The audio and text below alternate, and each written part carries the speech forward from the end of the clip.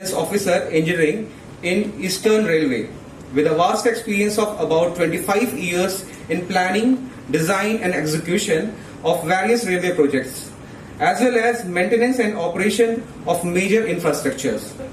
He has expertise in matter related to establishment, budget, tender and contract management. Please join me in welcoming Shri Brijesh Kumar Tripathi sir to share his insights and commence today's training session with a round of applause.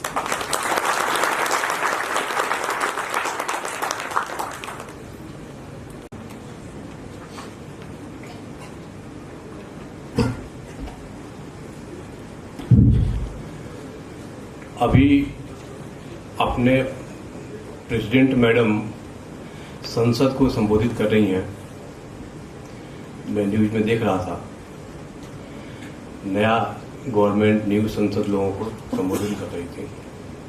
उसमें उन्होंने बहुत सारी बातें बताया, जैसे Draupadi Murmu madam हमारी president हैं, यहाँ हमारी कामाक्षी मैडम यहाँ की प्रेसिडेंट है।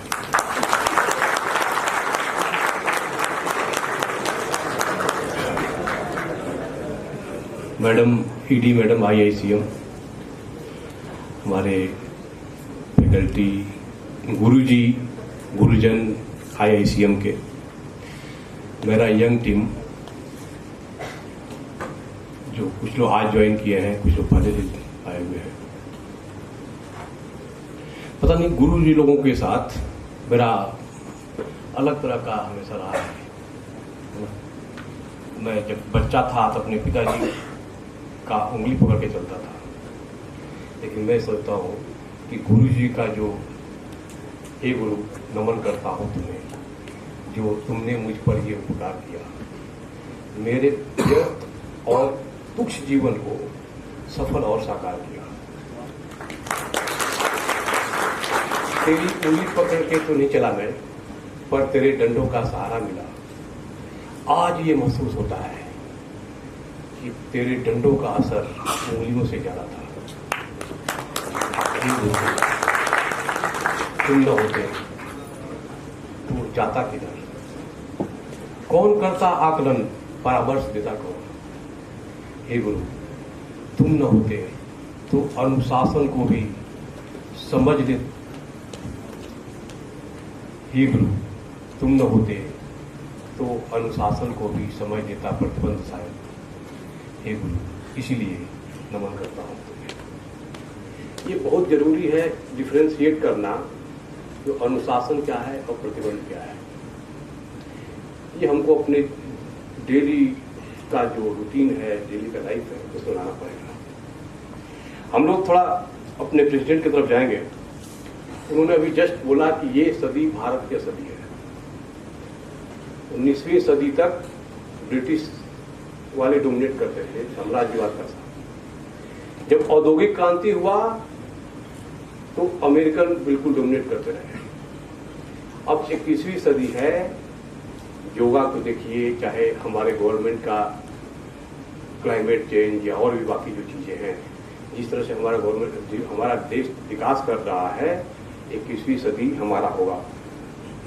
इस विश्वास के साथ काम करना है, लगे रहना है। और जो आप यंग ब्लड हैं, जब 2047 में जब हमारा आज़ादी का 100 ईयर्स हो जाएगा, तो आपका योगदान होगा विकसित राष्ट्र के निर्माण में।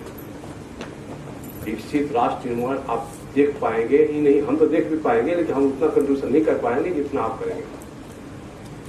तो ये हमारा युवा है, इनको उन्होंने बहुत सारा, एक बहुत दुखद, हम सॉरी टू से, कि नीट का जो पेपर लीक हुआ, ये हमारे देश के ऊपर बहुत बड़ा धब्बा है। उसी तरह से ऐसे एंटी सोशल एलिमेंट सब जगह हैं, उनको चुन चुन करके निकालना पड़ेगा, आइसोलेट करना पड़ेगा, उनको सबक सिखाना पड़ेगा। अपने प्रेसिडेंट मैडम ने ये बात बोला कि जो भी दोषी हैं उनको पर सख्त कार्रवाई हो। ये हमारे देश के दुश्मन है। हमारे कंपनी में बहुत सारे दुश्मन हैं, इसके बारे में हम लोग बात करेंगे। उन्होंने भी बताया कि न्याय प्रक्रिया में तेजी लाना है।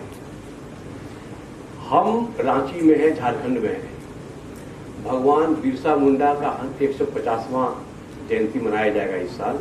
ये भी हमारी प्रेसिडेंट ने आज ये अनाउंसमेंट किया है। पूरा देश हमारे इंडिया को मदर ऑफ डेमोक्रेसी कहता है। पूरी दुनिया, पूरा संपूर्ण विश्व का नजर हमारे इंडिया के ऊपर है।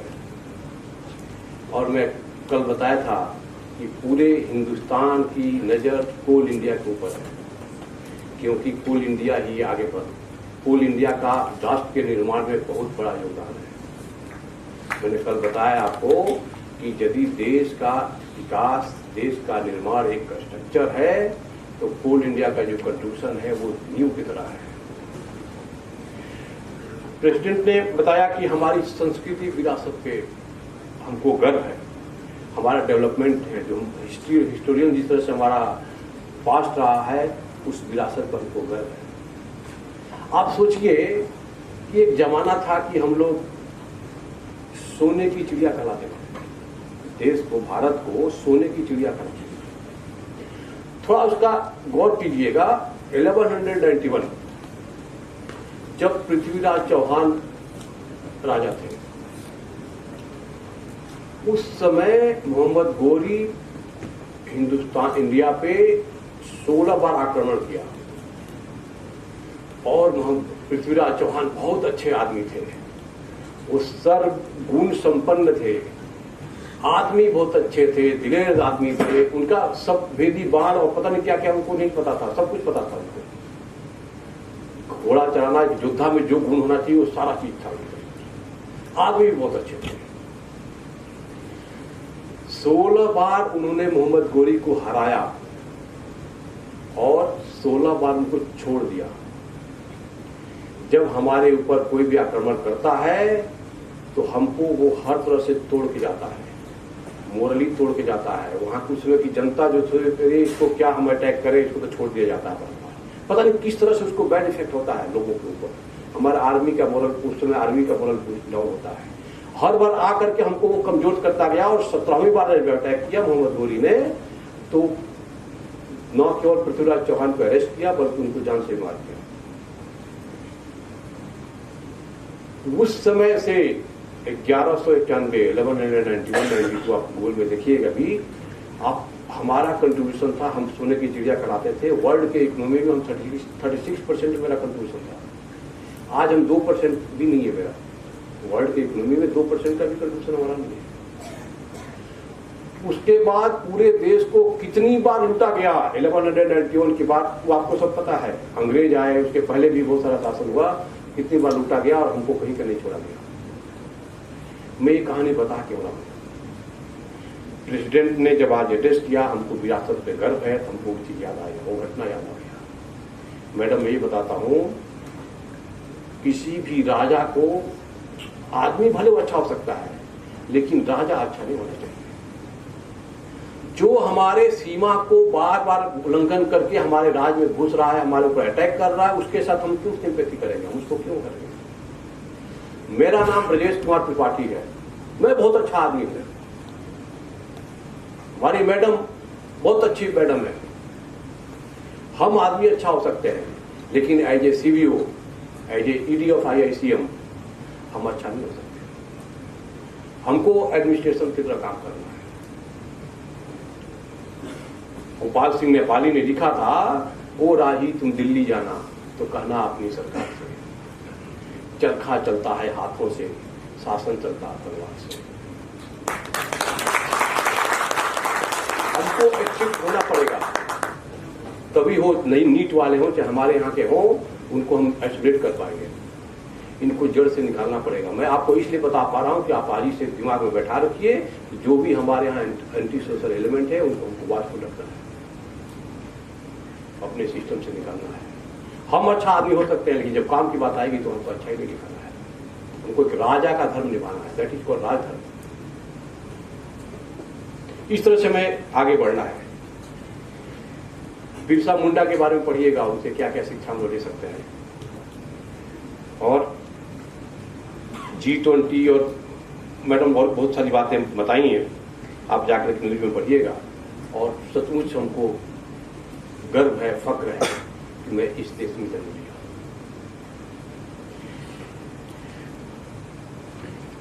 मैडम, आपका टॉपिक है इथिक्स, इंटीग्रिटी, ऑनेस्टी।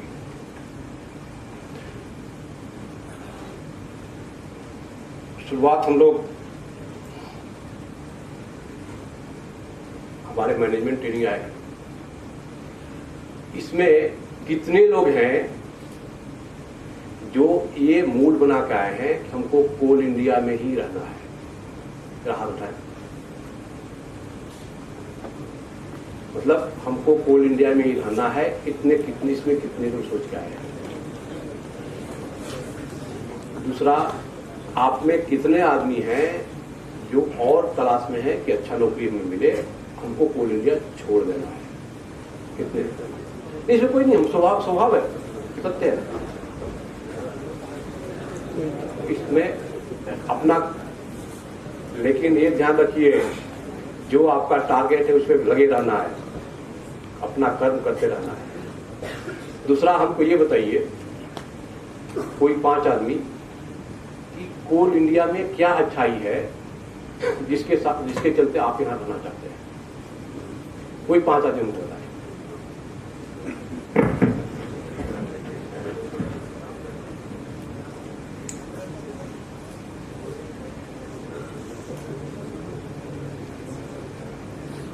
कोल इंडिया में हम क्यों कंटिन्यू करना चाहते हैं? कोई 5 आदमी बताइए, क्या कारण है, क्यों रहना चाहते हैं? सैलरी, ओके, ठीक है, बोलने को संकोच मत कीजिए। पहली बात मैं बता रहा हूँ, यहाँ पर मैं एज ए सीवीओ खाली नहीं पढ़ा रहा हूँ, as a good human being, as a teacher, as a knowledge, आपके साथ हम इंटरेक्शन कर सके, आप फ्री हो सके, इस तरह से आप दिमाग में रखिए, तब बात कीजिए। महारत्ना कंपनी,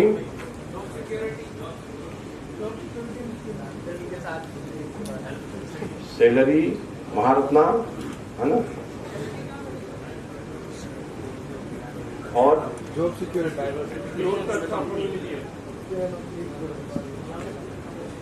क्या बोल रहे हैं? ग्रोथ का अच्छा ओके,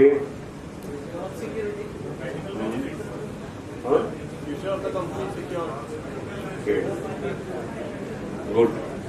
दूसरा, हमको ये दूसरा एक बताएं, जो आप छोड़ के जाने वाले हैं, क्या चाहते हैं कि जो यहाँ नहीं है, जो होना चाहिए? चलिए हम लोग इसके बारे में भी डिस्कस करेंगे।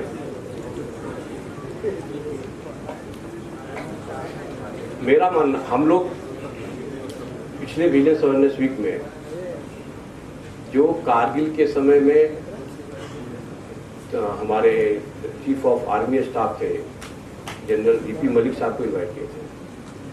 उन्होंने एक चीज बताया था, नाम, नमक, निशान। मतलब जिस कंपनी में आप रहें, उस कंपनी का नाम को हमको आगे बढ़ाना है। उसका नमक खाए हैं, नमक उसका खा रहे हैं, तो उस नमक का कीमत उसको बढ़ाना है। और निशान मतलब उसका झंडा को बुलंद कर जाना है। यहाँ पर जितने हैं ऑलमोस्ट सारे लोग कोल इंडिया में कंटिन्यू करना चाहते हैं। अब हमको इसको बेहतर बनाना है, बेस्ट बनाना है। आज की डेट में यदि हमारा कोल इंडिया नंबर 1 नहीं है, अव्वल नहीं है, तो हमको अव्वल दर्जे का कंपनी बनाना है। आपके अंदर वो फीलिंग आना चाहिए कि हम इस पॉजिटिव चीजें को लेकर के जब सिस्टम में इंडक्ट होंगे, तो वहां पर कुछ हो सकता है निगेटिव चीजें हो, वहां की परंपरा कुछ ऐसी हो, वहां की कुछ बुराइयां हो, वर्क कल्चर जो आप बता रहे हैं, वर्क कल्चर में कुछ कमी हो। जब आप यहाँ से घुसे तो वहां जाकर उसको सिस्टम को डिस्टर्ब करें, वहां जाकर उसको अच्छाइयां उस पर डालें। मैं जब आपकी तरह से था, मैं रेलवे ऑफिसर हूं। जब मैं रेलवे ज्वाइन किया, ट्रेनिंग करने के बाद वहां ज्वाइन किया, जब देखा कि वहां तो रूल जो मैनुअल है उसके हिसाब से पूरी तरह से काम नहीं हो रहा है। अब हम मैनुअल पढ़ते थे, फिर क्या है उसको जाकर के इम्प्लीमेंट करने की कोशिश करते थे। जो हमारा मैनुअल चाहे जो भी वर्क्स मैनुअल, उसके हिसाब से काम नहीं हो रहा है, उसका डेविएशन हो रहा है। उसका हमने जोड़ लगाया, अपने लोगों को समझाया, अपने लोगों को ट्रेन किया, और आपको आश्चर्य होगा कि जब हमने 2% या 3% भी इम्प्रूव किए, तो हमको लगा कि हमने आई हैव डन समथिंग की जो कि मैनुअल के हिसाब से जाना चाहिए। अदरवाइज वो अंग्रेजों के जमाने का प्रैक्टिस जो चला रहा था उसी को फॉलो करके जा रहा था। जब हम रेलवे से जब सिस्टम में जब घुसे तो अब बहुत सारा हमको खराबियां दिखी। अराउंड 3 या 4 मंथ्स के बाद हमारे जो टॉप बॉस थे हमारे डिपार्टमेंट के, वो आए, उनका इंस्पेक्शन था। तो मैं पूरा लिस्ट बना के था कि मैं साहब को बताऊंगा कि सर इसमें यहाँ ये प्रॉब्लम है, यहाँ ये प्रॉब्लम है, यहाँ ये प्रॉब्लम है। जैसे आज जो प्रॉब्लम आपको ये, उन्होंने क्या बोला, उन्होंने बोला कि if you can not do it then no one can do it. You are direct officer, you are IRC officer, you are young officer, you have sufficient knowledge, you have trained enough. यदि आप नहीं कर सकते हैं तो दुनिया में कोई नहीं कर सकता है, आपको करना है। वो पूरा लिस्ट को मैंने पॉकेट में रखा और काम पे लग गए। और भगवान की मर्जी देखिए कि जो जो हमारा इशू आ रहा था सब हम लोगों ने डट करके सामना किया और सारा काम कंप्लीट करते गए। और काफी नेम और फेम रहा कि we are doing good job. तो आप जब अपने कंपनी में जाएं तो इस तरह से जाएं, पॉजिटिव माइंड फ्रेंड्स के साथ जाएं, नेगेटिविटी लेकर के नहीं जाना है। वहां जाकर उसको चेंज करें, उसके अंदर जाकर के जाएं कि क्या करना है क्या नहीं करना है। हम लोग इंटीग्रिटी पे बात करेंगे। इंटीग्रिटी है क्या? इंटीग्रिटी क्या चीज है? चाहे जो भी परिस्थिति हो, चाहे जो भी मुसीबत आ जाए, जो सत्य है उसी को हम अडिग रहें, दैट इज कॉल्ड इंटीग्रिटी। हम अपने लिए या अपने स्वार्थ के लिए हम कहीं से भी हिले नहीं, that is called integrity. Integrity is doing right thing even in difficult situation. Integrity is telling my self the truth.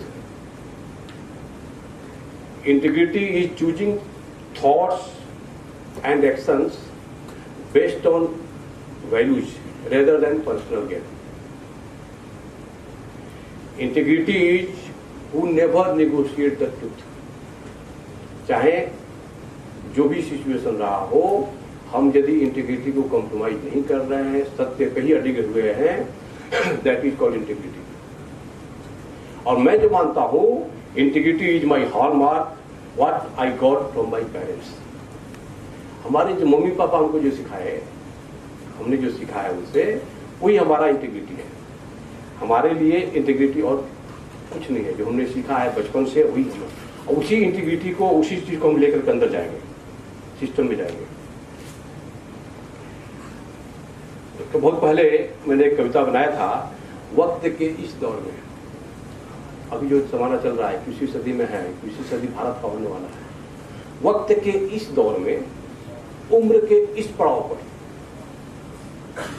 वसूलों को ताक पर क्यों रखे हम? वसूलों को ताक पर क्यों रखे हम? गलत को गलत ना सही पर सही भी क्यों कहें हम? कई बार होता है कि हमको गलत को गलत हम नहीं कर पाते हैं, डर लगता है कि, लेकिन सही भी कम से कम नहीं कहें। गलत को गलत ना सही पर सही भी क्यों कहें? माना कि बहुत कुछ सीखना बाकी है, माना कि बहुत कुछ सीखना बाकी है, पर माता पिता और गुरुजनों ने जो सिखाया, पर माता पिता और गुरुजनों ने जो सिखाया, उसी मूल्यों पर तो आज तक टिके हुए हैं। ईमानदारी तो मेरी जीवन शैली क्यों भूले हम? हाँ, ईमानदारी तो मेरी जीवन शैली क्यों भूले हम?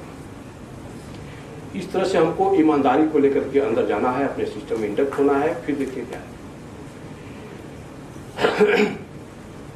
एक चंद्रशेखर आजाद, इन लोगों का जब टीम था, ये लोग अंग्रेजों के खिलाफ लड़े हुए थे, लड़ रहे थे पूरा।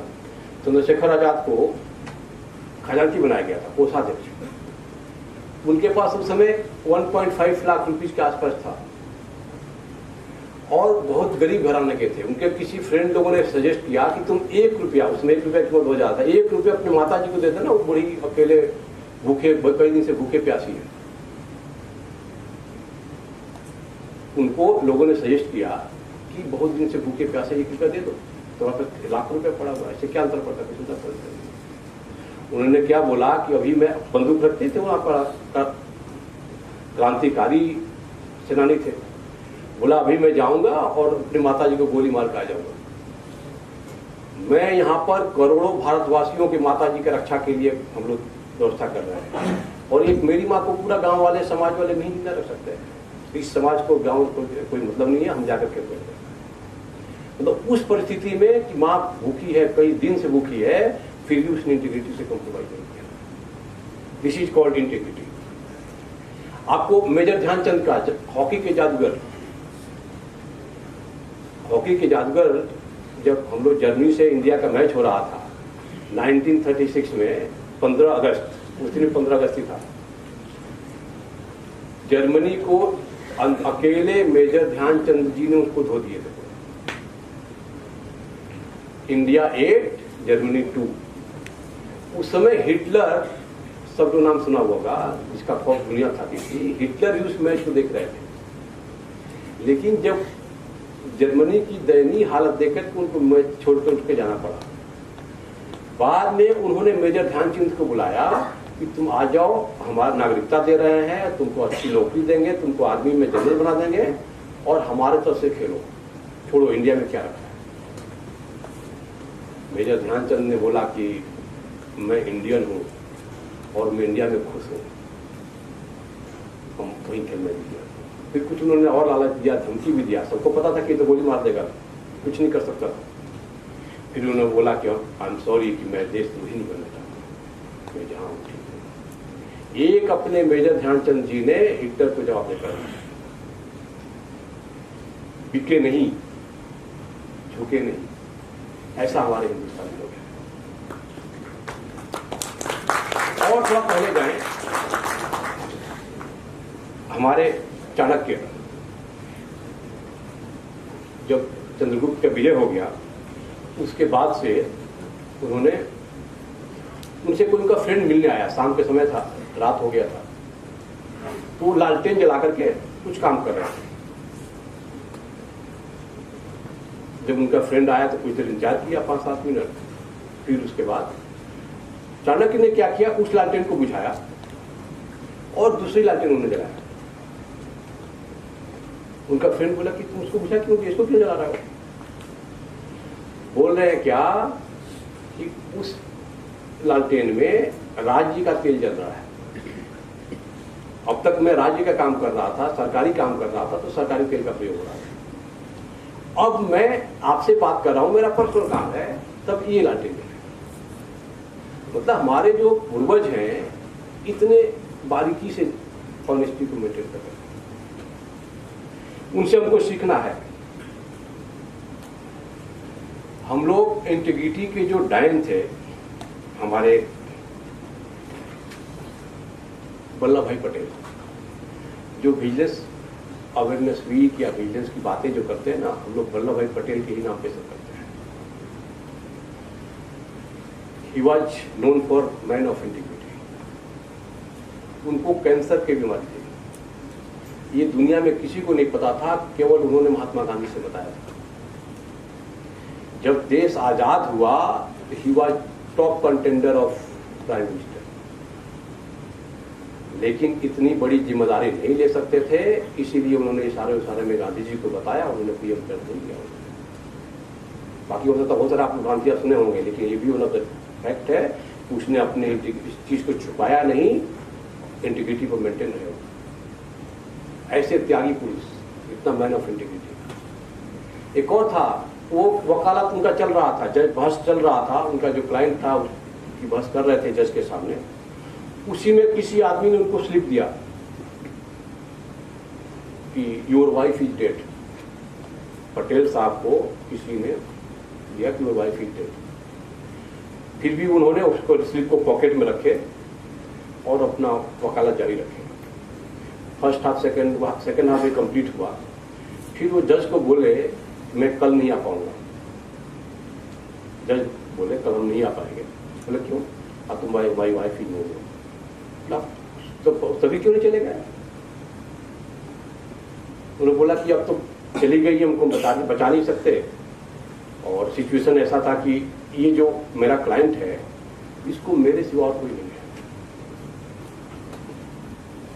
और मैं यदि चला जाता तो इसको फांसी हो जाती या इसको बिल्कुल फाड़ा जाता। हम लोग हमेशा आते हैं इंटीग्रिटी वाली बात, बीच में इथिक्स वाली बात आ जाती है, मोरल वाली बात। उनका जो क्लाइंट था, चाहे हम कोई भी एडवोकेट यदि है तो मेरा काम है लड़ना, चाहे वो कसाब का साइड से लड़े या देश की तरफ से लड़े। हमको यदि हम अपना काम, हमारा जो भी प्रोफेशन है, हमको उसमें ऑनेस्टली करना है। यदि एडवोकेट है तो कसाब का भी एडवोकेट है, उसको अपना काम करना है। लेकिन जरा सोचिए, यदि आपको पता चल जाए कि हमारा जो क्लाइंट है वो दोषी नहीं है, उसको गलत से फंसाया जा रहा है, उस समय आपका मोरल वैल्यू भी आपके ड्यूटी के साथ, आपके इथिक्स के साथ जुड़ जाएगा। मतलब हमारा इथिकल ड्यूटी है रूल्स रेगुलेशन के हिसाब से चलना, हम अपना ड्यूटी करते रहना, दैट इज कॉल्ड इथिक्स। हम कोल इंडिया में हैं, कोई बहुत ही गरीब आदमी टेंडर डाल दिया, उसका डॉक्यूमेंट नहीं है, चाहे बहुत ही कुछ है, अब हम उसको कुछ गलत करके उसको टेंडर दे देते हैं, that is not ethics. Moral भले वो गरीब हो सकता है, राजा थे, भले वो अंदर से मोरल थे कि उसको छोड़ देते हैं नादे साहब, लेकिन वो इथिक्स नहीं किए थे। मेरे यंग कोल इंडियन हमेशा अपने कॉर्पोरेट इथिक्स को टॉप पे रखना है, कभी भी भावनाओं में बहना नहीं है। मैं हमेशा इस दुविधा में रहता है कि भाई इसका हम कुछ भला कर देते हैं, आप किसी और सोच से कीजिए, लेकिन हम अपना जहां पर इथिक्स वाली बात है जो वहां पर नहीं कर सकते हैं। ऑनेस्टी क्या होता है? ऑनेस्टी सब लोग क्रिकेट का रूल तो जानते होंगे। यदि अपील नहीं करेगा बॉलर तो उसको बैट्समैन को आउट नहीं दिया जाता है। कहीं मान लिया आप बैटिंग कर रहे हैं, हल्का स्निक किया, विकेट कीपर कैच ले लिया, उसकी आवाज उसके मूवमेंट से न विकेट कीपर को पता चला, न अंपायर को पता चला, न बॉलर को पता चला, केवल उस बैट्समैन को पता चला, केवल बैट्समैन को पता चला कि वो आउट है। अब सत्य ये है कि वो आउट है, लेकिन किसी को पता नहीं है। रूल भी बोलता है कि कोई अपील नहीं किया, अंपायर ने आउट नहीं दिया तो हम आउट नहीं होंगे। यदि वो बैट्समैन अपना गेम को कंटिन्यू रखता है तो वो ऑनेस्ट है, वो ऑनेस्ट है, लेकिन that person is not man of integrity. उसको पता है कि मैं आउट हूं तो उसको रुकना नहीं चाहिए। अभी आप देखे होंगे कोई बांग्लादेश या किसी का विकेट कीपर था, किसी से टकरा गया तो उसने आउट नहीं किया, that is man of integrity. Tendulkar के साथ भी ऐसा हुआ था कभी, वो जब आउट थे किसी ने अपील भी नहीं किया तो फिर वापस आ गया। उसका उल्टा भी था, स्टीव बाग आउट हो गए थे तो किसी ने बुलाया उनको कि नहीं आप आउट नहीं है, अंपायर साहब गलत आउट दे दिया, उसका उल्टा दिया। ये इंटीग्रिटी, ऑनेस्टी को थोड़ा और अप करते जाइएगा तो जाकर के इंटीग्रिटी बदलता है। मैं नॉनवेज नहीं खाता हूं, आपके फंक्शन में गया मैं, पता लगा वहां पर नॉनवेज का कुछ है भी नहीं, आपने खूब हाथ पे जोड़ा, रिक्वेस्ट किया कि इज्जत की बात है, आप खाना खा लीजिए, कुछ मतलब थोड़ा सा खा लीजिए, टेस्ट कर लीजिए खाना। आप क्या नॉनवेज खा लेना, कोई रूल आपके आए हैं, आपकी इज्जत की बात है, और आप सबको देखते हुए यदि मैंने आपका बात रखते हुए, आपकी प्रतिष्ठा को ध्यान रखते हमने नॉनवेज खा लिया तो वहां खाली ऑनेस्टी है। लेकिन हम नॉनवेज नहीं खाएंगे क्योंकि हमको हमारा कॉन्शियस अलाउ नहीं कर रहा, दैट इज कॉल्ड इंटीग्रिटी। अंधेरे में, भीड़ में, कोई देख नहीं रहा, पता नहीं चलता है, कुछ ऐसा काम हम नहीं करें तो हम तो अपने आप को देख सकते हैं। उस पर ध्यान रखना है, अपने आप को मैन ऑफ इंटीग्रिटी की तरफ लेके जाना है। लोग इंटीग्रिटी कब प्रोवाइड करते हैं? मैं बिजनेस में, रेलवे में भी था और अभी भी सीवीओ हूं। मेरा मानना है कि मोर देन 99% लोग अपने स्वार्थ के लिए, अपने गेन के लिए, 2 रुपया मिल जाए या हम राशि में बने रहे या जो भी कारण हो, अपने स्वार्थ के लिए अपने इंटीग्रिटी को कॉम्प्रोमाइज करते हैं। कुछ लोग ऐसे होते हैं जो बॉस बोल रहा है कि ऐसा करना है, अब हम उनके यहां गए फंक्शन में और हमको नॉनवेज खाना पड़ा, बोल रहे हैं वो, तो उससे ऐसे सिचुएशन में लोग कॉम्प्रोमाइज करते हैं। कुछ ऐसा होता है ये नोट कीजिएगा कि कंपनी के हित में या सिचुएशन ऐसी है कि हम ज्यादा अपने इंटीग्रिटी को बने रहेंगे तो बहुत ज्यादा लॉस होने वाला है, तो वहां पर भी लोग कंपनी इंटीग्रिटी को कॉम्प्रोमाइज करते हैं। ये जो भी मैं एग्जांपल आपको बोल रहा हूं ये इंटीग्रिटी नहीं है। यदि आप कॉम्प्रोमाइज कर लेते हैं नॉट इंटीग्रिटी। इंटीग्रिटी ये है यदि जो भी सिचुएशन है, जो भी परिस्थिति है, हम अपना जो सत्य है उसको नेगोशिएट नहीं करें, रूल है उसको ही फॉलो करें, दैट इज कॉल्ड इंटीग्रिटी। एक और है, हमको वहां अच्छा पोस्टिंग मिल जाए, अच्छा काम मिल जाए, आराम की नौकरी है, सब लोग बोले ना जॉब सिक्योरिटी और चाहे सरकारी नौकरी से करके।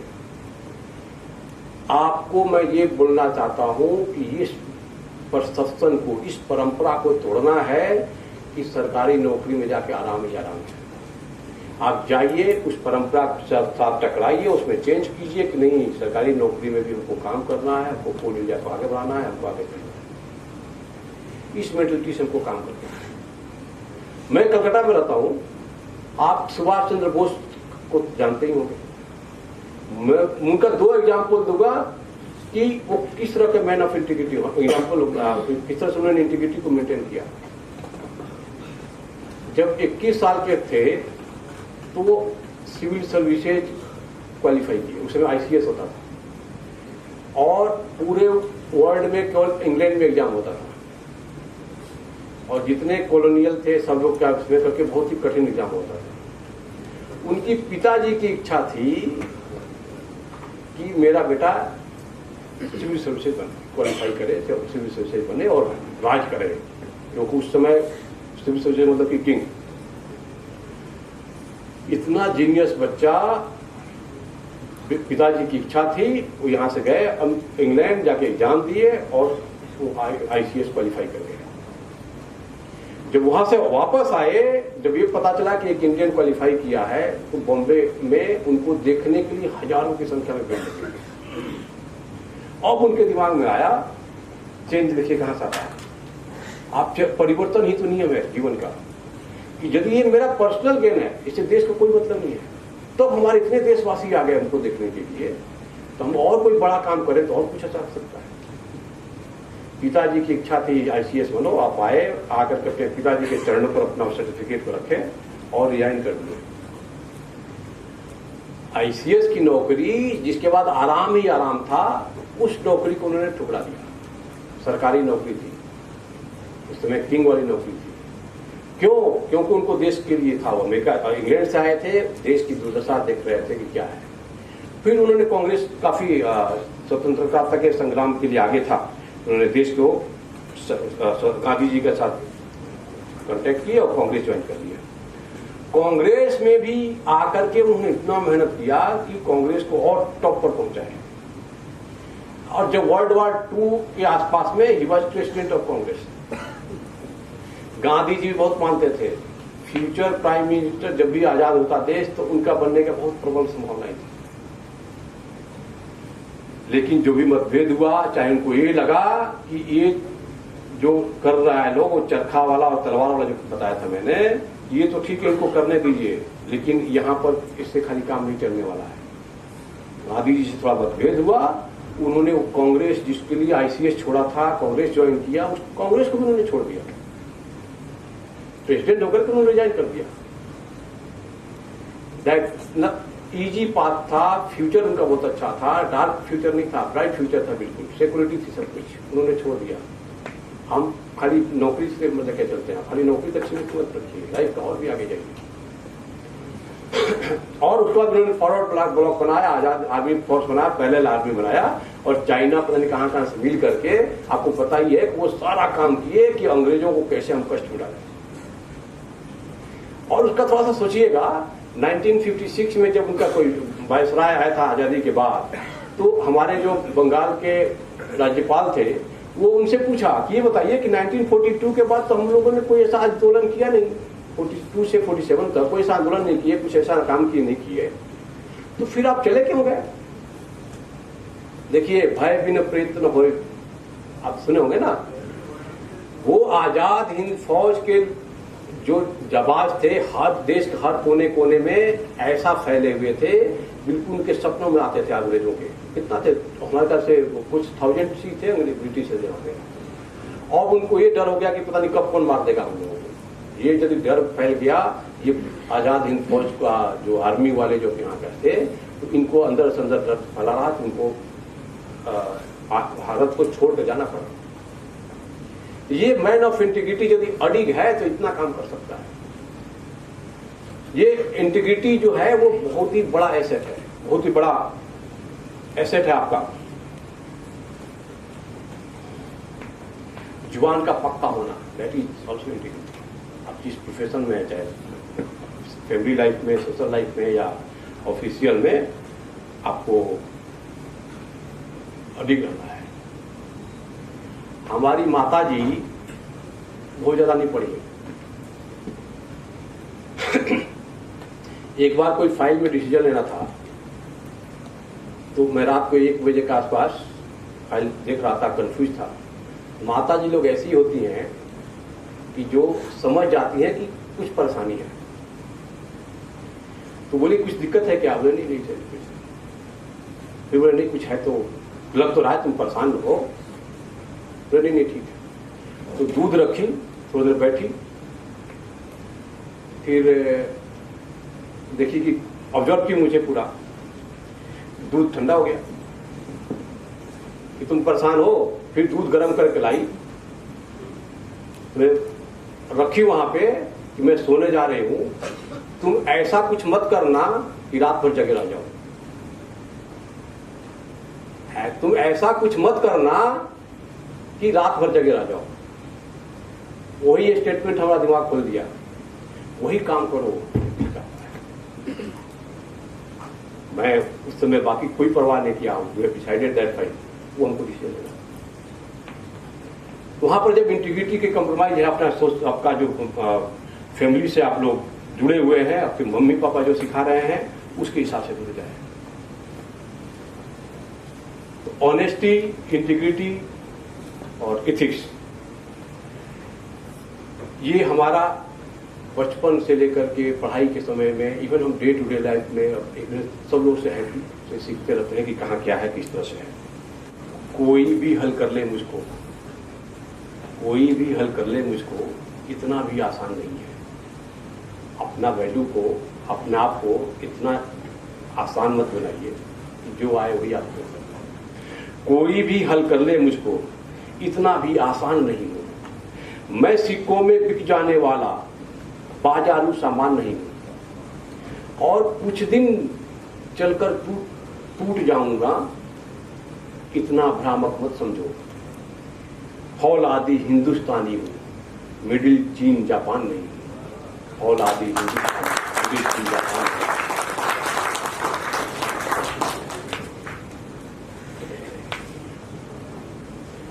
एक और मैं सोचा था कि जब आप काम कोई भी करने जाए, तो हमारा ये नहीं कि हमको प्रमोशन हो जाए इसके लिए हमको काम करना है, या पैसा कमाने के लिए हम काम कर लें, वो नहीं। आप अपने को बनाइए परिवर्तन लाने के लिए। मैडम आप पूछ रहे थे कि हम ये काम क्यों कर रहे हैं? इसलिए कर रहे हैं कि विजिलेंस की नौकरी में, सीबीओ की नौकरी में, जहां पर हर चीज लोग सोचता है कि निगेटिविटी खाली है, वहां हम क्या कर सकते हैं जो पॉजिटिविटी ला सकता है। हम अपने विजिलेंस वालों को बताते थे, भाई हमारा कर्म है, हमारा कर्तव्य है वही काम करना। डॉक्टर का यदि ऑपरेशन करना तो ऑपरेशन करना काम है, उससे वो हटेगा तो विजिलेंस वालों का काम है रोक टोक करना, देखते रहना, सिस्टम में कैसे हमारा ट्रांसपेरेंसी आएगा उसको देखते रहना। और बड़ा विडंबना है, हमारा काम है वॉच कर। उसमें भी चाणक्य ने लिखा था कि विजिलेंस वालों की नौकरी क्या है।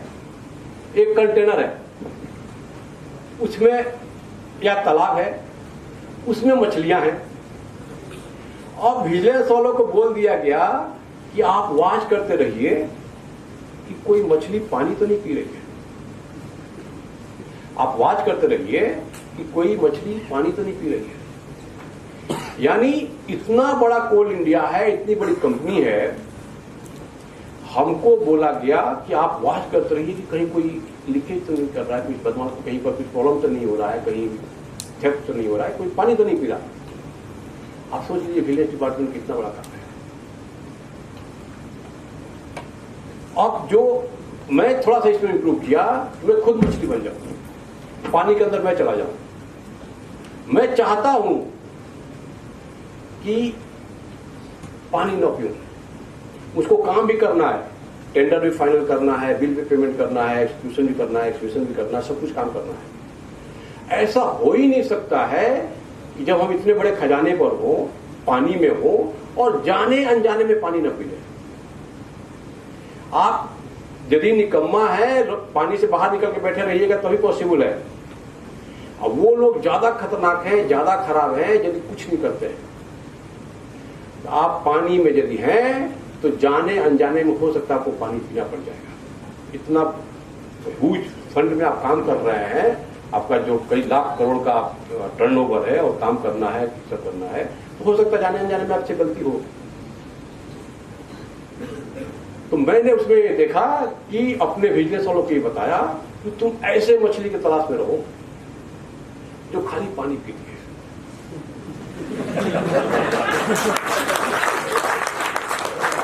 तुम ऐसे मछली की तलाश में रहो जो हमारे तालाब को गंदा कर रही है। ये हमारा काम है। यदि हम रोड पे चल रहे हैं, कोई रफ ड्राइव करते हुए आ रहा है, उसको खाली पकड़ने तो अपने आप सब सिस्टम सुधर जाएगा और उसको उस उचित स्थान तक पहुंचाना है।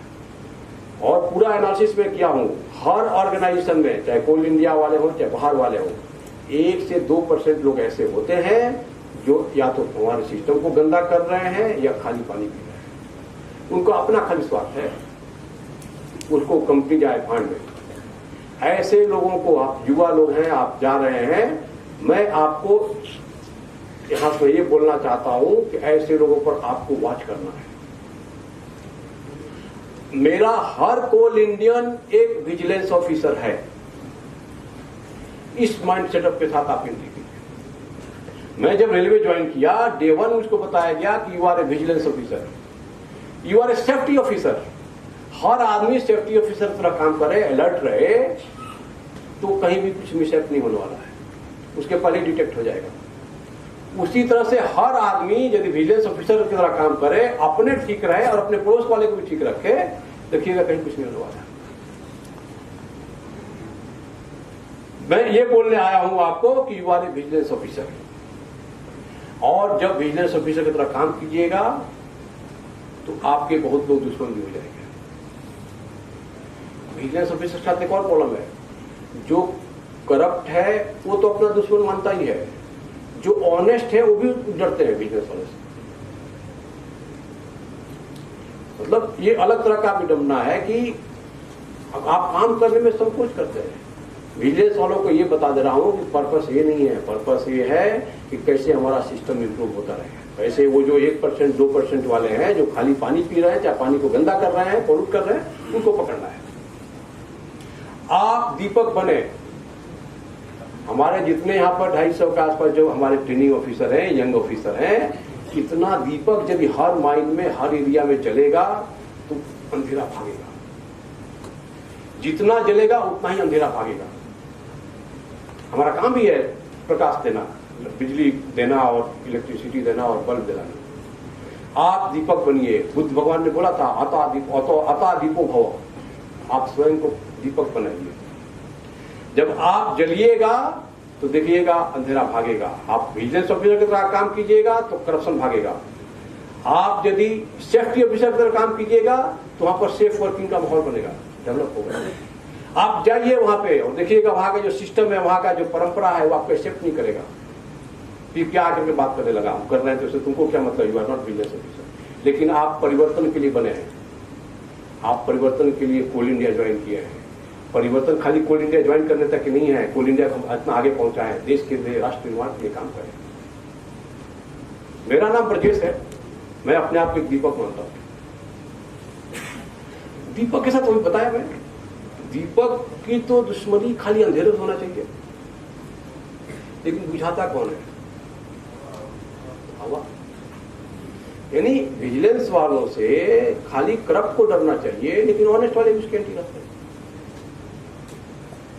तो उसमें एक कविता था कि मैं ब्रजेश हूं, मैं दीपक हूं। मैं ब्रजेश हूं, मैं दीपक हूं। मेरी दुश्मनी सिर्फ अंधेरों से है, मेरी दुश्मनी सिर्फ अंधेरों से है। हवा तो बेवजह ही मेरे खिलाफ है, हवा तो बेवजह ही मेरे खिलाफ है। हवाओं से कह दो, हवाओं से कह दो कि खुद को आजमा के दिखाए। बहुत दीपक बुझाती है, एक जला के दिखाए।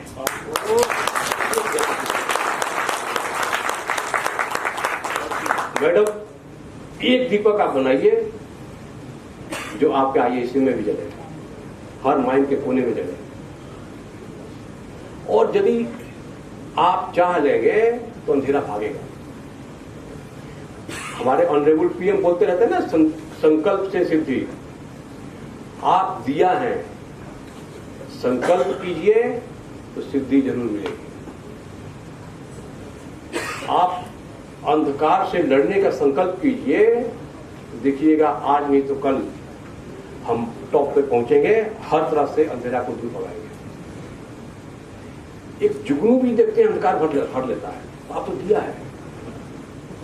अंधकार से लड़ने का संकल्प कोई कर लेता है, अंधकार से लड़ने का संकल्प कोई कर लेता है तो एक अकेला जुगनू भी सब अंधकार हर लेता है, सब अंधकार हर लेता है।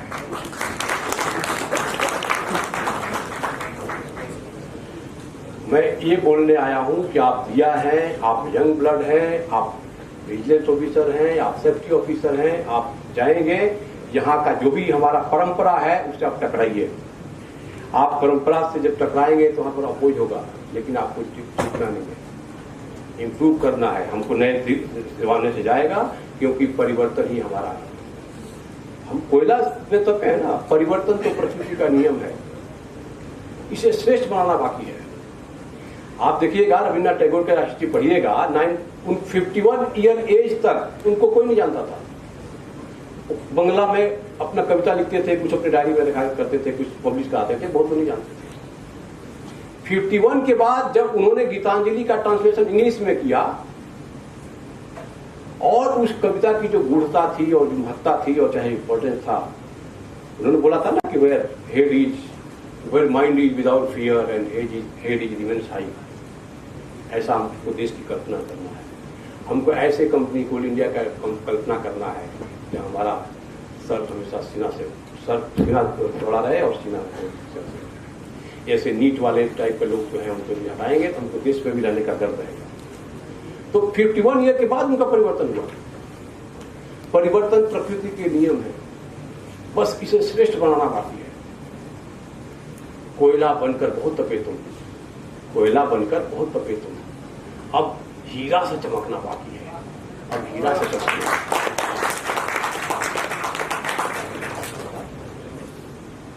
जब वहां जाएंगे आप, एक और है पीडीपी कंप्लेन। जो हमारा पानी पीने वाला मछली है या खाली पानी पीने वाला या जो पॉल्यूट करने वाला मछली है, उसके लिए सीबीसी ने एक कंप्लेन सिस्टम बनाया है, पीडीपी कंप्लेन। आप गूगल में सर्च करके इसके बारे में डिटेल जानकारी ले सकते हैं। पीडीपी कंप्लेन ये है कि वो सीधे सीबीसी को ही एड्रेस किया जाता है, सेक्रेटरी सीबीसी को। और जो भी आप कंप्लेन करते हैं उसके इन्वेलप पे आपको कुछ नहीं लिखना है, एक जगह कहीं साइन करना है, मोबाइल नंबर लिखना है, एड्रेस लिखना है, और बाकी से आप जान लीजिएगा।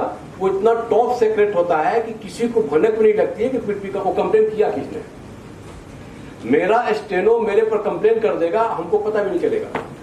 It is so secret. CBC को ड्यूटी दिया गया है कि उसकी कॉन्फिडेंशियलिटी को मेंटेन करके रखना है। मैं हमेशा अपने यंग लोगों के, चाहे बाकी जितने हमारे कार्यकर्ता काम करते कोल इंडियन है, इवन अपने फैमिली मेंबर वाले, गांव वाले, बाकी सोसाइटी को भी हम बताते हैं कि पीडीपी कंप्लेन के माध्यम से खूब कंप्लेन कीजिए, पीडीपी कंप्लेन के माध्यम से कंप्लेन कीजिए, क्योंकि जिसको अगेंस्ट आप कंप्लेन कर रहे हैं ना भाई, वो तो अच्छे लोग नहीं होते हैं। कभी कभी भ्रष्टाचार के विरुद्ध बोलने में मैं मुंह बंद करके बोलता हूँ, मुंह ढक करके बोलता हूँ, क्योंकि डर लगता है। लेकिन गलत तो गलत है। फिर मैं सोचता हूं कि डरने से काम नहीं चलेगा, नहीं तो आज के बाद जो अगली पीढ़ी है वो हमको कायर कहेगी, डरपोक कहेगी, और चुप रहूंगा तो फिर बाकी लोगों में हमारे में अंतर क्या है। और बोलना ही तो जिंदा रहने का सबूत है। हम बोल रहे हैं मतलब जिंदा है। पीडीपी कंप्लेंट का प्रयोग कीजिए और ऐसे लोगों को जो मोटी चमड़ी वाले हैं, जो हमारे एंटी सोशल लोग हैं, चाहे नीट वाले हो चाहे हमारे सिस्टम वाले हो, उनको लेकर के उनको इंजेक्शन देना है और जोर से बोलना है, खूब हंगामेदार बोलना है। जब पूरे हमारे सब्सिडी हर माइन से आएगा तो उसका मैंने किसी का कविता पढ़ा था कि धीमे धीमे क्या कहता है शोर मचा। जो मोटी चमड़ी वाले होते हैं वो बहरे होते हैं, वो बहरे होते हैं, उनको जोर से बोलना पड़ता है। खामोशी कहीं होती है तो दुख का सिंबल देता है। वो शोले पिक्चर देखे है ना, इतनी सन्नाटा क्यों है भाई। गब्बर सिंह ने उनके इकलौते बेटे को मार दिया था, इतना सन्नाटा क्यों है भाई। दूसरा आप देखिएगा कि जो मर चुका है वो नहीं बोल पाएगा। तीसरा यह है कि माहौल ऐसा है, चुप रहने में ही भलाई है, क्यों बोले हम। इसमें बोल रहा था कि मैं डरता हूं, डर जाता है, ये भी बोलता है, लेकिन मैं ये बोलता हूं कि वो करो जो दिल कहता है। धीरे धीरे क्या कहता है शोर मचा, ये हाकिम ऊंचा सुनता है शोर मचा। गूंगों में रहकर तू गूंगा हो जाएगा, परंपरा जो हमारी है उससे नहीं रहना है। गूंगों में रहकर तू गूंगा हो जाएगा, तू तो शोर मचा सकता है शोर मचा, तू तो शोर मचा सकता है शोर मचा। खामोशी बदशगुनी लेकर आती है, खामोशी बदशगुनी लेकर आती है, शोर बड़ा अच्छा होता है शोर मचा। बोल नहीं सकते हैं वो सब मुद्दा है। माय कोल इंडियन, पीडीपी के लिए इतना जोर से हंगामा करना है, दिखा देना है। बोल नहीं सकते हैं वो सब मुर्दा है, तू बतला दे तू जिंदा है शोर मचा। जी हम तो बोलेगा चुप रहना ही बेहतर है। ये परिस्थितियां ऐसी हैं, जो बोलेगा कि चुप रहना ही बेहतर है, तू वो कर जो दिल कहता है शोर मचा। धीरे धीरे क्या कहता है शोर मचा। मतलब हमको पीडीपी का इंजेक्शन ऐसा देना पड़ेगा तभी हमारा सिस्टम सुधर पाएगा, इसमें ध्यान रखना। हम लोग 6 महीना पहले बिजनेस अवेयरनेस वीक में ऑनरेबल सीवीसी को कोल इंडिया में बुलाए थे। उन्होंने भी बताया कि बिजनेस डिपार्टमेंट का काम है काम को होने देना, जो कंपनी का लक्ष्य है वही लक्ष्य बिजनेस वालों का भी होता है। उन्होंने भी बताया थोड़ा सिस्टम में सबको अपील किए, खाली बिजनेस वालों का नहीं, सिस्टम को सोसाइटी को ऐसा बनना पड़ेगा कि जो करप्ट है उसको डिसरेस्पेक्ट किया जाए।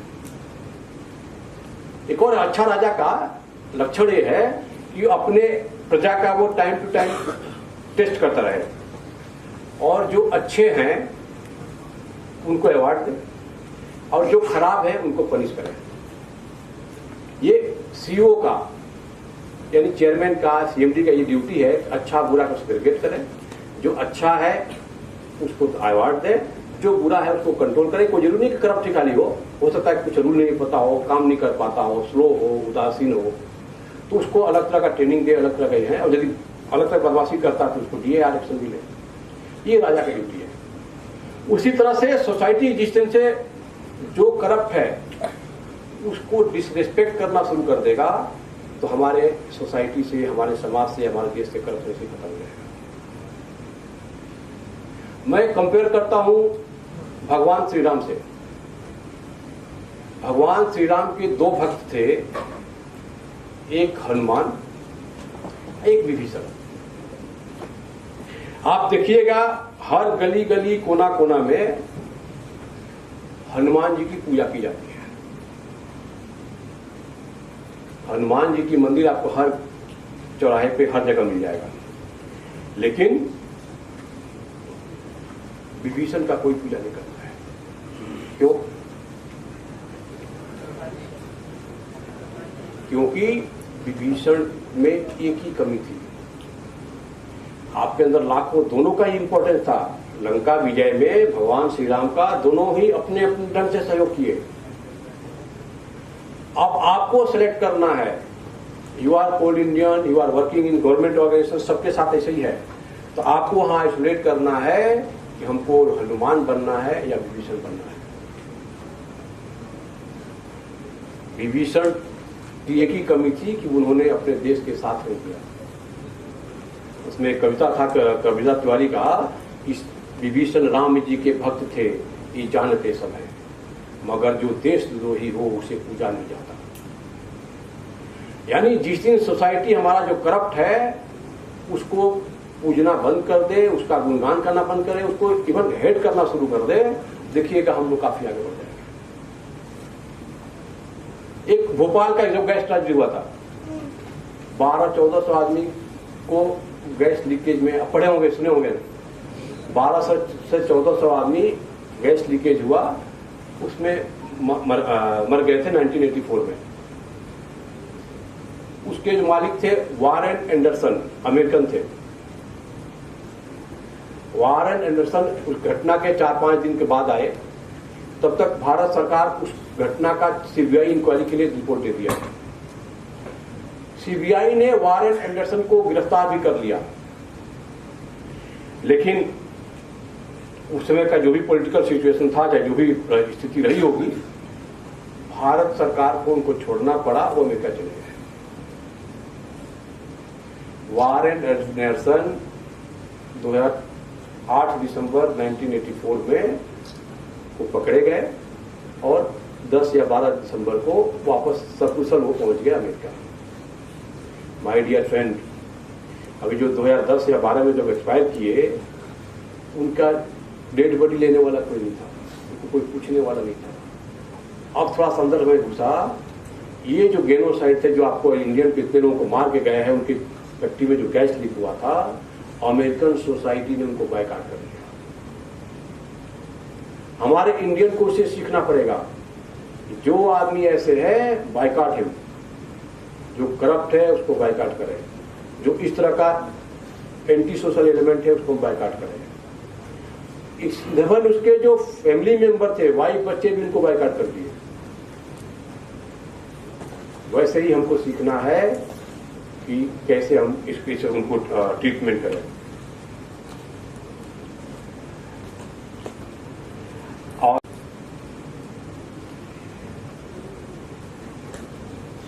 सफर में यदि कोई चैलेंज है सामने, अपना वैल्यू बढ़ाइए। इसी को मैं खोज रहा था। सफर में मुश्किलें आए तो हिम्मत और बढ़ती है। सफर में मुश्किलें आए तो हिम्मत और बढ़ती है।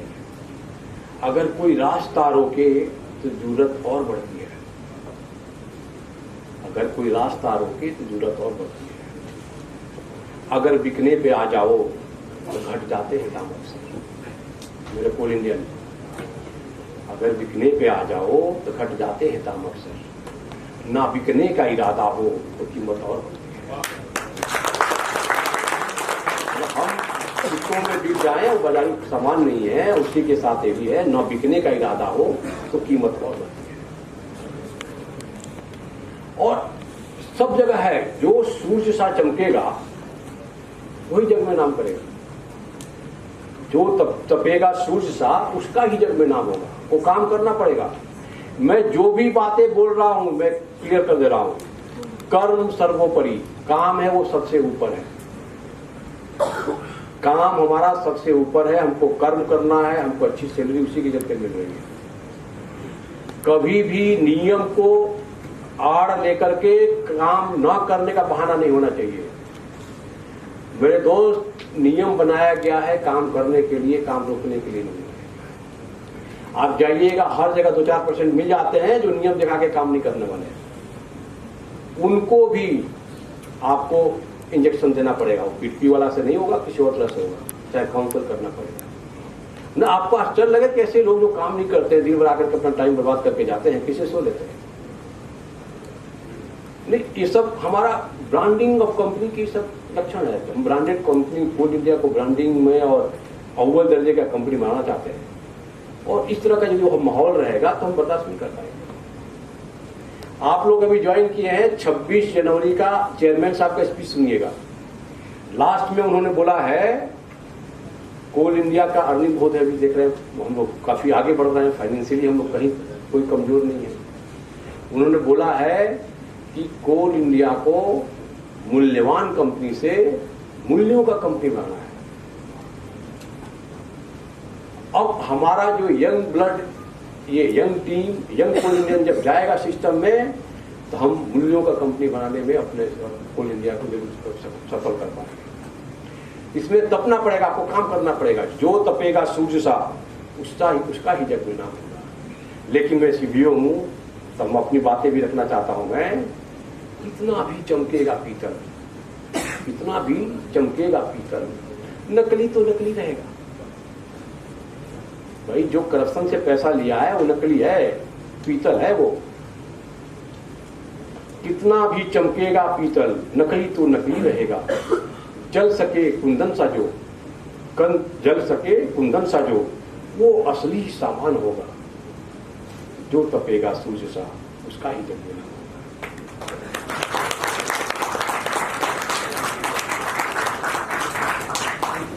एक और है आपके बारे में, अपने पोस्टिंग को लेकर के। जैसे मैं विजिलेंस में हूँ, विजिलेंस में हमारे जितने ऑफिसर स्टाफ थे सबके सब वहां पर उदासीन का माहौल था। अब मेरा पर्पस एक ही है कि जहां मैं जाऊंगा वहां पर परिवर्तन लाने की कोशिश करूंगा। अपने लोगों को समझाया, सिखाया, बताया, जो काम करो खुशी से करो, दिल से करो। हमारा एक काम ही है, हमें यही काम करना है। और ऐसा काम करना है कि हम कंपनी को कुछ बदलाव की तरफ देख सके, कुछ अच्छा होते हुए देख सके। प्लस हर आदमी को संतोषी होना पड़ेगा, लालच में नहीं जाना है। अपने थॉट्स को पॉजिटिव, हमेशा सकारात्मक विचार रखना है। जैसा आदमी सोचता है वैसा ही बन जाता है। निगेटिविटी अपने अंदर मत लाने दीजिए। जो कोल इंडिया में रहने हैं उनको भी, जो छोड़कर जाना चाहते हैं तो आप पॉजिटिविटी रखिएगा, तभी अपना लक्ष्य, अगला टारगेट पा पाएंगे। हमको पॉजिटिव माइंड ऑफ फ्रेम से जाना पड़ेगा। आपको हनुमान बनना पड़ेगा और साथ में ये भी रखना पड़ेगा कि विभीषण की तरफ यदि जाएंगे तो हमको हमारा पूजा होना बंद हो जाएगा। हनुमान जी को एक और तरह माना जाता है कि भगवान श्री राम के सबसे ज्यादा विश्वास पात्र वही थे। कहीं मुसीबत आती थी तो उन्हीं को रोक रखा। तो ऐसा आपको लगे कि आपके सीएमडी बोले कि हाँ ये लड़का आया है, ही हनुमान, हमारा हनुमान यही है। आप जिस परिस्थिति में भी काम कर रहे हैं उस काम को निकलना चाहिए। आपका एक ही पर्पस है।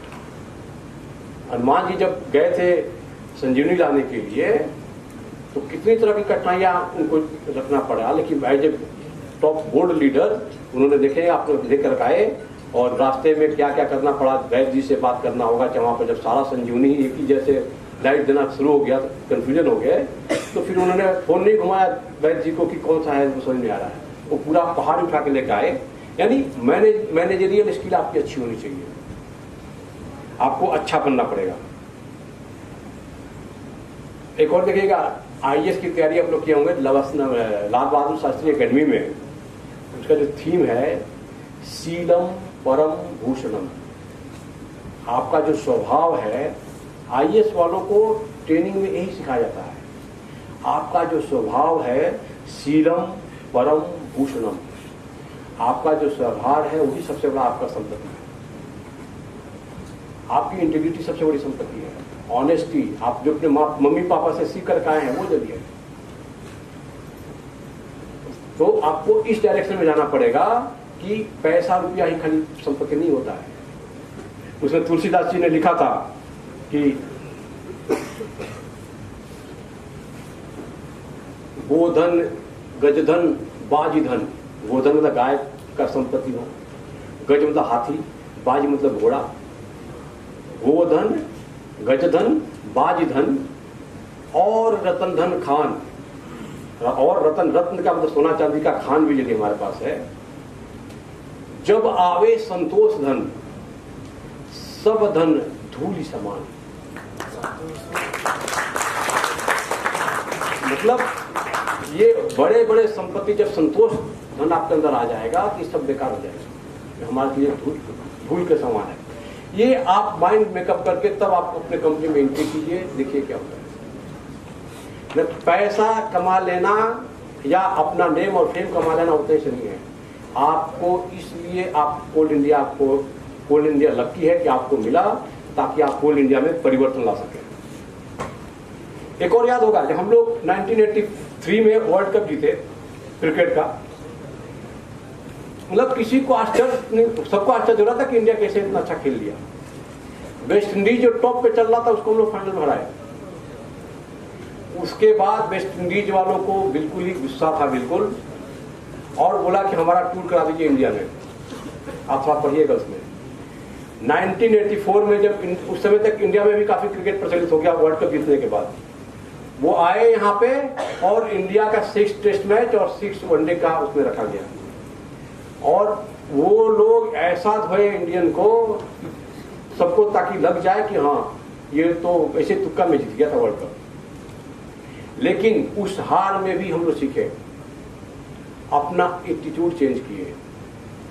इंडियन क्रिकेट टीम का एटीट्यूड चेंज किया गया। Gavaskar was the best batsman of the world at that time, और Malcolm Marshall was the top best bowler at that time. Gavaskar को बताया गया यदि वो टीम उनकी जो भी बॉलर है वो बेस्ट है तो आप हमारे बेस्ट बैट्समैन हैं, आप जाके मारिए। इंडियन क्या करता था, इतना फास्ट बॉलिंग था, खाली रोक कर ठक ठक करके रोकता था, अपना विकेट बचा कर रखता था, अब और बात करते थे। हम कमजोर पड़ रहे हैं और सामने वाला गोली हमको मारना, इस तरह का था। अब इन्होंने क्या किया, अपना एटीट्यूड चेंज किया और जाके बोला मार्शल से कि पहला बॉल पर 6 मारूंगा, और पहला बॉल पर 6 मारा। उस ओवर में 4 चौके भी मारे। और उसके बाद से वो 104 ऐसे कुछ बनाता था आदमी 70 टेस्ट मैचेज में। उसके बाद उनको डिमोरलाइज किया। यानी इंडियन क्रिकेट टीम का जो एटीट्यूड चेंज हुआ 1984 में गावस्कर का हेल्प करके चेंज किया। और थोड़ा हिस्ट्री में जाइएगा, सौरव गांगुली जब बने कैप्टन, ऑस्ट्रेलियन और इंग्लैंड चाहे न्यूजीलैंड वाले जो गोरे लोग थे ना, हमको बहुत ही डिमोरलाइज नीचे वाले स्तर को मानते थे। वो बोलते थे कि तुमको पानी पिला दे चाहे हमको हमारा जूता बांध दे। हम यदि बोल दे कि जूता बांधने के लिए तो एकदम बिल्कुल भड़क जाता था। सौरव गांगुली ने एस्टुबाग से, जो ऑस्ट्रेलियन कैप्टन था, उसको बोला मेरा जूता बांधो, तो मना कर दिया एस्टुबाग ने। इसमें क्या खराबी है? एम्पायर से कंप्लेन किया कि उसको ऐसे बोला, तो क्यों हम बांध सकते हैं, क्यों नहीं बांध सकता है? अब मैच तभी होगा जब बांधेगा जूता। मतलब वो यदि उस आदमी ने इंडियन टीम का, बाकी अभी बहुत सारा देखेंगे, हम उसमें कॉलेज में ही थे और ऑस्ट्रेलियन को कैसे चिढ़ाते थे हम लोग इसको, तो अपना मोरल बूस्टअप किया। 96 में श्रीलंका ने वर्ल्ड कप जीता था, ऑस्ट्रेलिया को हराया था। अर्जुन रणतुंगा उनका कैप्टन थे। ऑस्ट्रेलियन का 2 दिन बाद फाइनल है श्रीलंका वर्सेस ऑस्ट्रेलिया। उसने ये बोल दिया कि मार्कबाग एस्टुबाग बेकार है, सबसे अच्छा तो बैट्समैन वाला अजरुद्दीन है। उस स्टेटमेंट से कोई और आदमी किसी और देश के बैट्समैन की तारीफ कर रहा है, ऑस्ट्रेलियन के ऊपर मोरली डाउन हो गए। मतलब हमको कोल इंडिया को इस डायरेक्शन में ले जाना है कि हम अपने दिखा सके दुनिया वालों को कि हम लोग we are on the top. मैं सीबीओ हूं, जो आपके यहाँ आईटी सिस्टम का यूज हो रहा है, जिस तरह से आपके यहाँ मैकेनाइजेशन हो रहा है, जिस तरह के लोग हमारे यहाँ आ रहे हैं, बाहर में वैसी हमारी इमेज नहीं है, बाहर में उल्टा इमेज है। हमको दुनिया वालों को बताना है कि कोल इंडिया में देयर इज 100%। हमको कोई फोन किया था कि कितना टोकरी आपको क्या बिकता है, क्या मतलब, तो जो कोयला ढोते हैं वो कितना टोकरी बिकता है कोल इंडिया में? तो नहीं, तो हम लोग बहुत पहले ही, आज की डेट में एक सिंगल पीस ऑफ कोल भी हमारा मैनुअल नहीं एक्सप्रेशन होता है। तो बहुत पहले हम लोग मैकेनाइज हो चुके हैं पूरी तरह से। और जिस तरह से कोल इंडिया डेवलप कर रहा है, बहुत दिन के बाद हम लोग फुली डिजिटाइज हो जाएंगे। फिर मेरे दिमाग में आया कि एक इनके दिमाग में आया कैसे, मैं फिर पूछा, बोले नहीं, वो टाइम्स ऑफ इंडिया में जो आर्टिकल निकला था ना, उसको मैं पढ़ा था इसलिए पूछा। हमारे कोल इंडियन ने किया क्या था, आर्टिकल बहुत बढ़िया बनाया कि हाँ we are developing like thing anything and we have done this. लेकिन जो फोटो चिपकाया था उसमें 3 लेडीज वो टोकरी लेकर के और फावड़ा लगाता है। तो जो हम इमेज पर्सन वही हमको आएगा ना।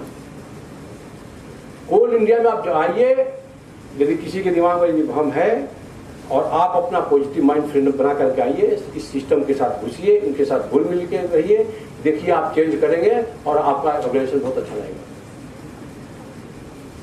यदि मैं जब ज्वाइन किया तो सब लोग सोच के कहाँ जा रहे हो, कोयला काला काला कोयला। मैं उस मेंटलिटी से नहीं आया यहाँ पर आपको ऑब्जर्व किया, आपकी कंपनी को ऑब्जर्व किया। मैडम 15-20 दिन के बाद वो चेयरमैन साहब के पास गए कि सर आपका जो कंपनी है, आपके यहाँ जो लोग हैं, जिस तरह से वर्किंग है और जिस तरह का सर्विसेज है नेशन को, हम लोग बाहर में इमेज ऐसा है नहीं। आप दुनिया वालों को बताइए कि there is no corruption, there is fully transparency in Coal India. और यदि टॉप 5 कंपनी हम लोग बनाते हैं माइनिंग सेक्टर के, तो ट्रांसपेरेंसी मैटर में बीइंग सीवीओ में ये बोल सकता हूं कि टॉप 5 कंपनी में कोल इंडिया का नाम आएगा। हम इस डायरेक्शन में सोचे। जब ऑनरेबल सीवीसी हमारे यहाँ आए, कल मैं ये बात बता भी रहा था लोगों को, तो उन्होंने बताया कि जिस तरह का सर्विसेज आप लोग देते हैं, चाहे वो कोविड पीरियड का हो या जिस तरह का आपका सीमेंट, ब्रिक, स्टील, हर जगह कोयला कोयला ही है। जब तक कोयला नहीं जाएगा तब तक कोई ईंटा नहीं बनने वाला, स्टील नहीं बनने वाला, सीमेंट नहीं बनने वाला, फैन नहीं चलने वाला, लिफ्ट नहीं चलने वाला। इलेक्ट्रिसिटी, कोयला जाता है, पावर बनता है, इलेक्ट्रिसिटी बनता है, तभी आकर के मशीन से हमारा कपड़े बनते हैं। यानी देश के विकास में कोल इंडिया का जो कंट्रीब्यूशन है, मैं आपको शुरू में बताया कि हम नींव हैं। मतलब कोई बिना एक दिन भी आप लाइट इलेक्ट्रिसिटी से बंद करके देखिए, सारा लिफ्ट चलना बंद हो जाएगा, दुनिया पूरे ठप पड़ जाएगी। देश के विकास में हमको साथ साथ चलना है, तो हमको कोल इंडिया को भी उसी तीव्र गति से विकास करना होगा। हम चेयरमैन साहब को बताया कि सर जिस तरह से आपका देश विकास कर रहा है और जिस तरह से हमारा कंट्रीब्यूशन है, पड़ोसी देश चाहे जो हमारे दुश्मन देश हैं, उनकी नजर में कोल इंडिया बहुत खटकेगा। और हम आईटी के युग में जा रहे हैं, ई ऑफिस है, चाहे जो भी हमारा है, ERP एंड एवरीथिंग, और साइबर क्राइम का जमाना है। तो हमारा साइबर सिक्योरिटी स्ट्रॉन्ग होना चाहिए। मैडम आपको रिक्वेस्ट भी करेंगे थोड़ा इसमें ट्रेनिंग हम लोग कराया जाए। और आप यंग लोग आईटी के काफी यूज कर रहे हैं, आप लोग ज्यादा नॉलेज रहता है, तो जरा जहां भी आप जाएं अपना साइबर सिक्योरिटी पर थोड़ा काम करें, ताकि हमारा आईटी सिस्टम को कोई आसानी से अटैक ना कर पाए। लास्ट में मैं यही बोलूंगा, एक इकबाल का कविता है कि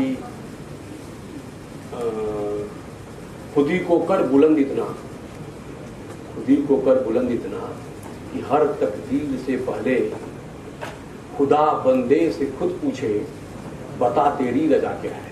सुने होंगे सब लोग। खुदा भी उस बंदे से पूछ रहे हैं, इतना स्ट्रांग बनो, इतना करो।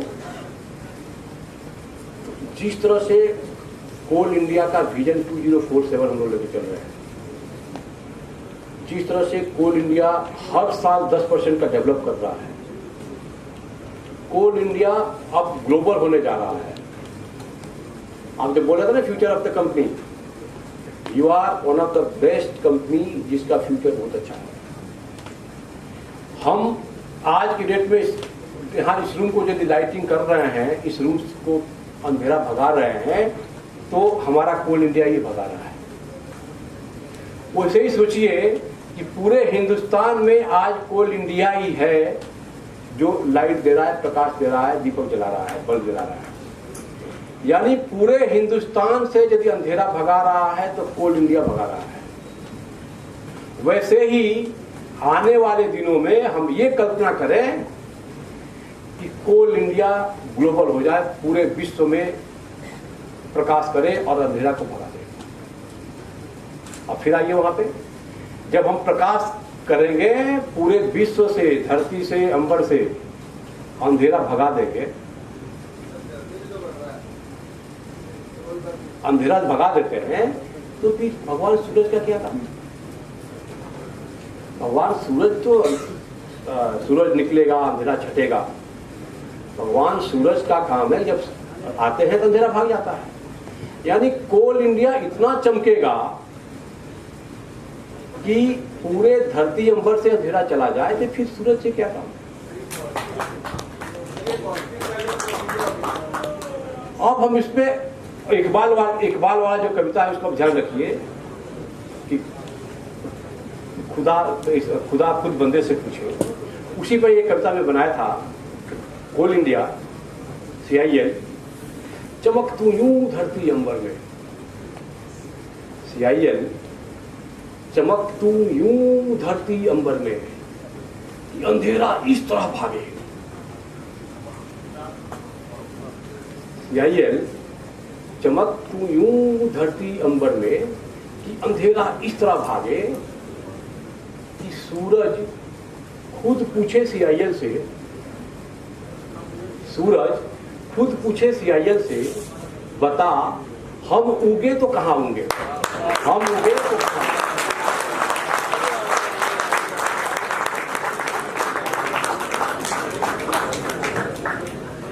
देखिए, हर चीज का पॉजिटिव साइड भी होता है, नेगेटिव साइड भी होता है। हमें पता है कि हमको पानी पीना है, सत्य भी है, लेकिन मैं सोच रहा हूं कि जल्दी खत्म कर लूंगा तो उतना टाइम बच जाएगा, 2-4 मिनट। और कोई भी डिसीजन, आप जो बोल रहे हैं सही बात बोल रहे हैं। फिर मैं बिजनेस पे आता हूं। यदि कोई भी डिसीजन हम लेते हैं, डिसीजन कब लेना होता है? जब उसमें ऑप्शन हो ABCD। मान लीजिए हमने A चाहे B कुछ डिसीजन लिया, 2 साल बाद या 4 साल बाद या 10 साल बाद वो गलत हो गया। हमको पेमेंट मिल रहा है, हमको जॉब मिला है डिसीजन लेने के लिए, टेंडर फाइनल करेंगे, L1 है, L2 है, रेट है, टेंडर कंडीशन है, क्या है, हमको उसको डिसाइड करना है। हमने वो डिसीजन लिया, वो डिसीजन हो सकता है गलत हो सकता है। अब हमको ध्यान रखना है क्या कि हम रूल्स रेगुलेशन को देख के चले, हम सारा चीज डिस्कस करें, हम जो डिसीजन ले रहे हैं उसके बारे में एलोबरेट करें, क्यों डिसीजन ले रहे हैं उसके बारे में बात करें। रांची में ही हम लोग कोविड पीरियड में एक बहुत बड़ा ऑक्सीजन प्लांट बनाया। ऑनरेबल PM को बहुत आशा से बोले थे कोल इंडिया को कि एक आप ऑक्सीजन प्लांट बनाइए, बहुत ही मुसीबत में है। अब मैं एक और बात बताता हूं। जनरल BP मलिक जब आए थे तो उन्होंने बताया कि कोविड पीरियड में जब पूरा दुनिया पर मुसीबत पड़ा हुआ था,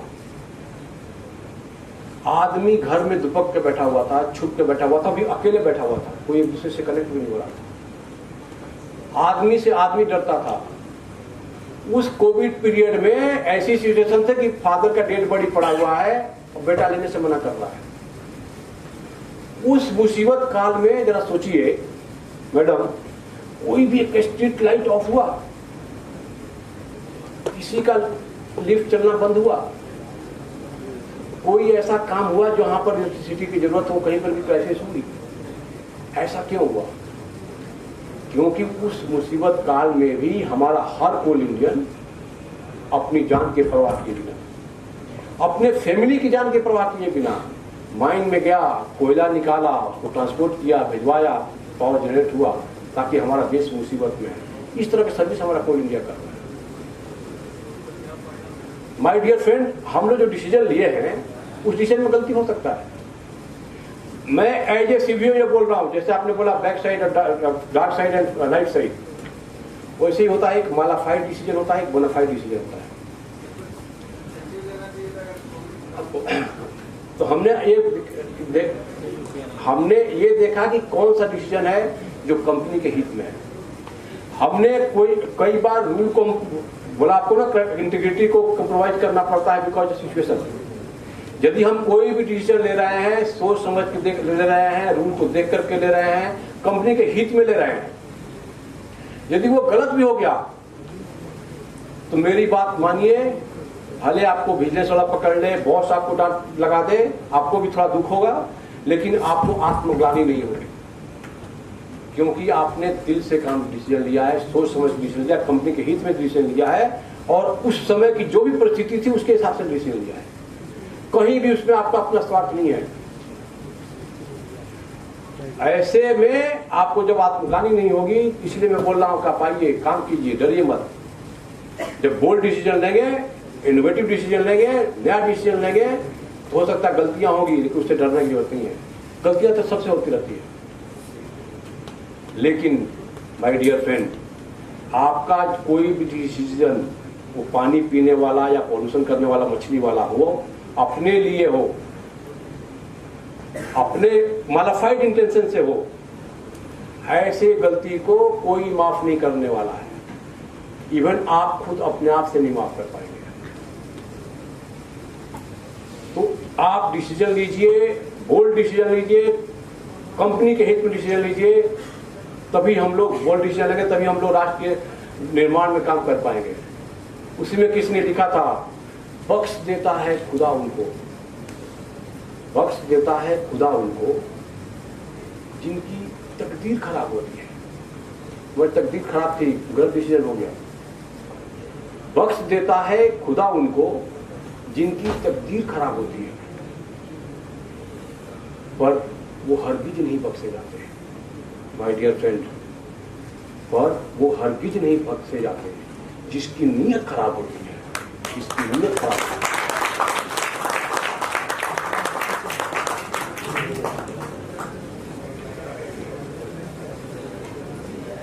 That's all. Thank you. Thank you everybody. Thank you very much. Thank you, sir, for your inspiring speech to all participants and for enlightening us with the aspects, several aspects of ethics, integrity, and honesty with the preventive vigilance initiatives. Certainly, vigilance is not about surveillance. It is about creating an environment where ethical behavior is the norm and malpractices are actively discouraged. This will certainly help our participants to be aware and avoid irregularities in the processes. We are blessed that you showered the knowledge on us. Thank you, sir. On behalf of all participants, I would like to say, सतर्क रहेंगे हम हर पल में, यही है संकल्प हमारा। भ्रष्टाचार से लड़ेंगे हम, यही है लक्ष्य हमारा। ईमानदारी का हो प्रचार और सतर्कता का हो विस्तार, सजग रहे हर नागरिक, यही हो हमारा विचार। Thank you sir. I now request Dr. Kamakshi Raman ma'am to present a book to sir as a token of our gratitude. Ma'am.